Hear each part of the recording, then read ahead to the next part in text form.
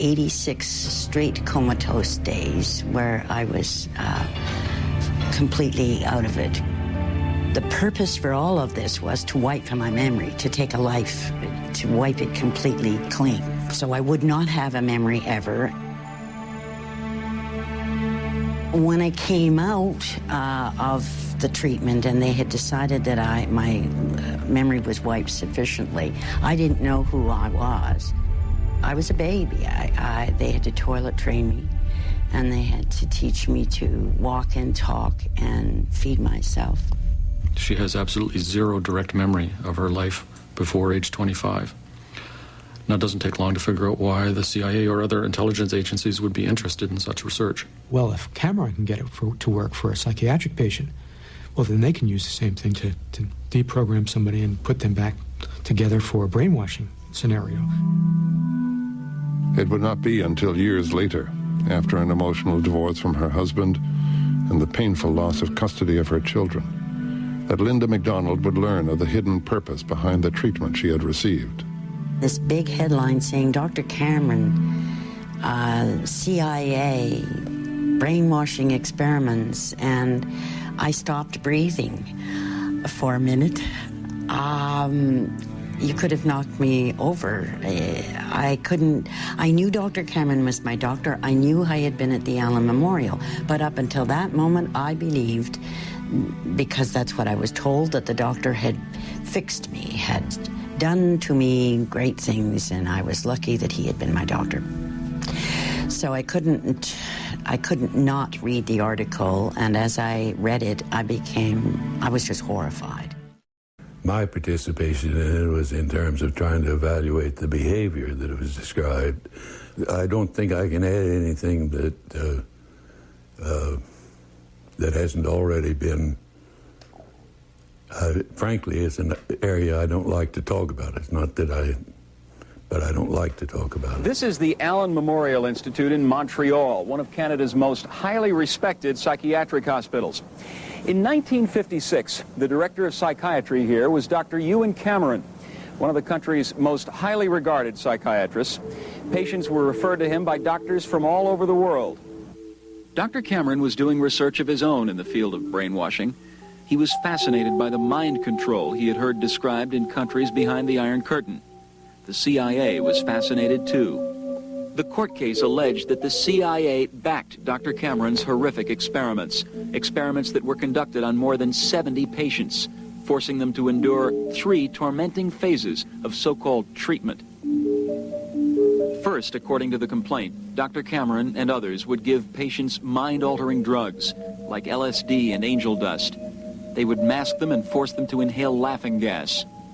They would give them high-voltage electric shocks several times a day, effectively turning the patients into vegetables. Once the patients were immobilized, Dr. Cameron would play what were called psychic driving tapes, messages that were repeated up to 500,000 times.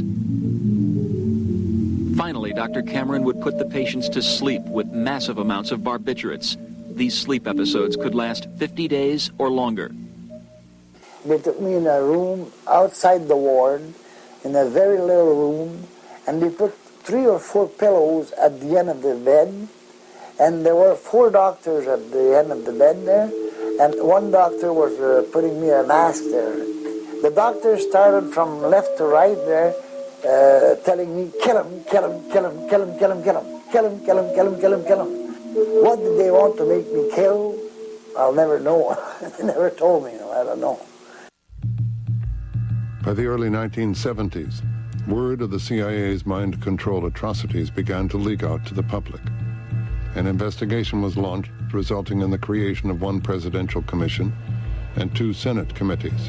And my feeling now is that the CIA had overall powers that put them in a different situation than other people.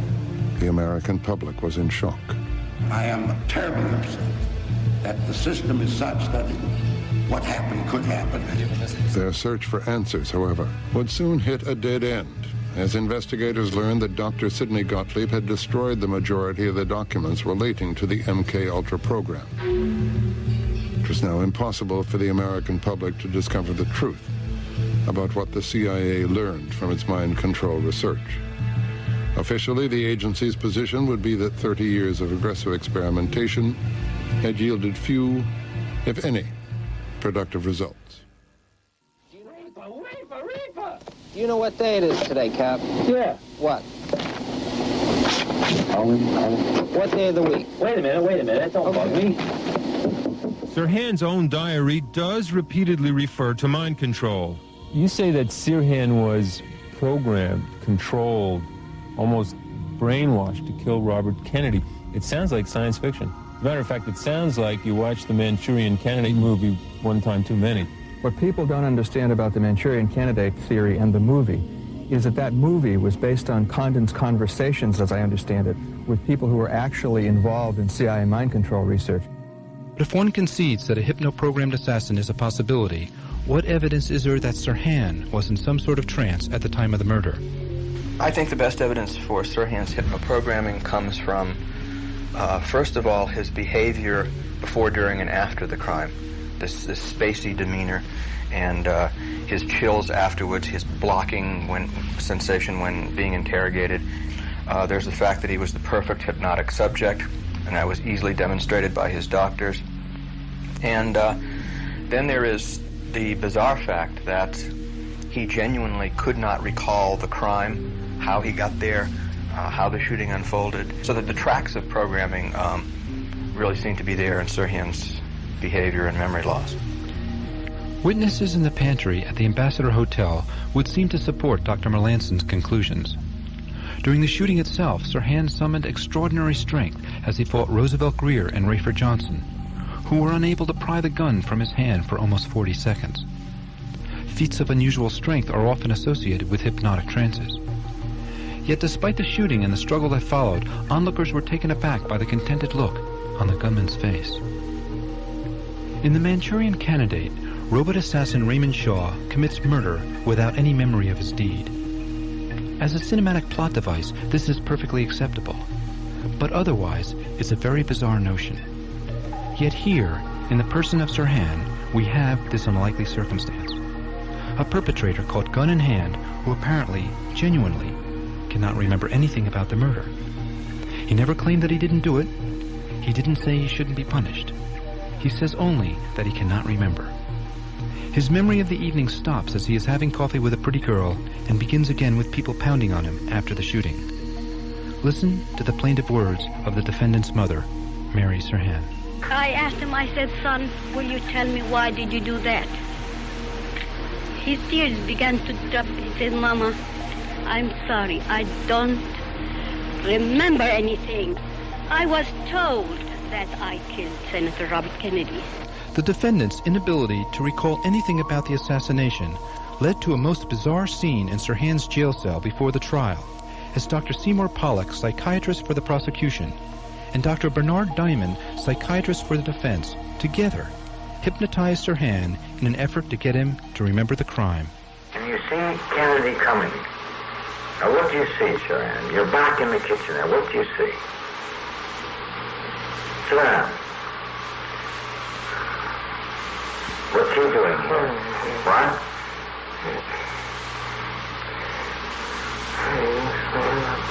That son of a bitch. You son of a bitch. You're talking to Kennedy. He's coming. Reach for your gun, Sirhan. It's your last chance, Sirhan. Reach for your gun. Where is your gun? Where is your gun? Reach for it. Reach for it, Sirhan. Reach for your gun. Reach for your gun. Sirhan, take the gun out and shoot it. Who are you shooting, Sirhan? Who are you shooting? You're shooting Kennedy now, huh? Of course, one might wonder at what point a session like this stops becoming a search for recollection and instead becomes a memory implant. Listen as Sirhan is being brought out of his trance. Sirhan, you had wanted to remember